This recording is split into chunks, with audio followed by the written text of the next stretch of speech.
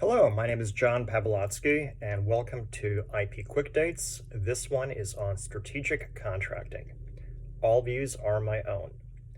I am the secretary of the IP section of the California Lawyers Association. I have practiced law in various in-house and law firm settings for the past 20 plus years, focusing on technology and other IP transactions. So let's talk about strategic contracting. Strategic contracting involves creating a contracting framework and executing against that framework. But it is more than just creating a negotiation plan. Your opens, counterparties, known positions, and your accepts and walks. So let me explain and illustrate a few of the concepts. First, what is the purpose of the transaction and how does it fit into the overall goals of your business? These questions need to be asked and comprehended before the contract review even begins. Next, do you even need a separate contract? For example, a short-term 30 to 60-day evaluation of binary code of a vendor could be performed under an existing non-disclosure agreement. Every legal department is resource constrained, and again, understanding when you do and do not need a contract is critical.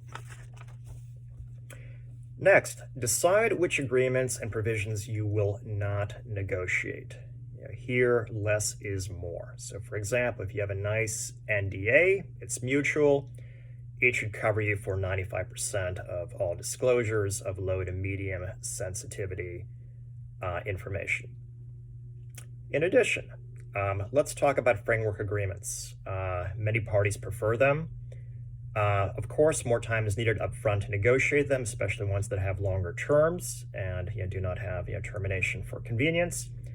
But once they are agreed, you simply add exhibits to them for products and services. Some parties, however, prefer not to have framework agreements, rather to have individual agreements, license and such, to basically get another bite at the apple and to keep improving terms. So bear this in mind.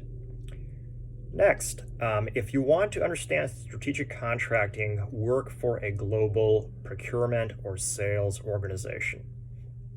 If you do so, you will get a bird's eye view of the contracting process and consideration among a broad range of deals.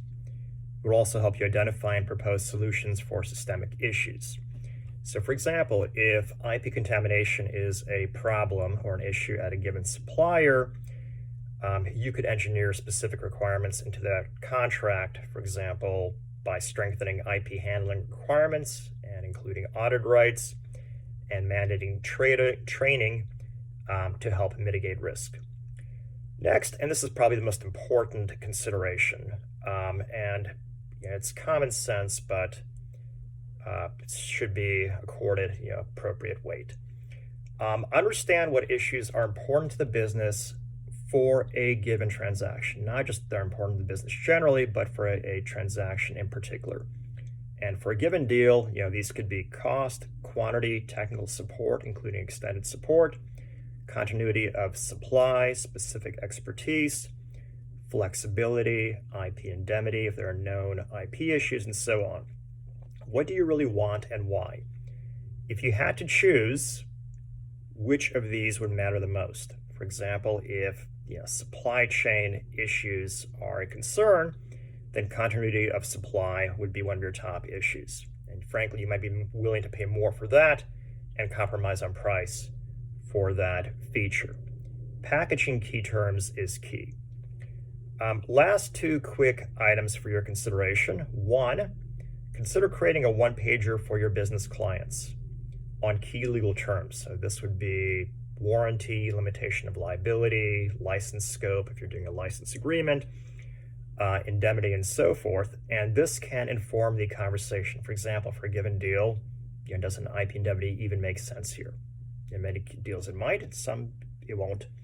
And this framework will help accelerate time to closure. Last but not least, some deals, especially complex IP transactions or framework purchase agreements, take a long time or may take a long time to negotiate and close. That's okay, you want to get it right. So to the extent possible, the focus should be on managed speed and knowing where to spend your time. Thank you, and comments welcomed.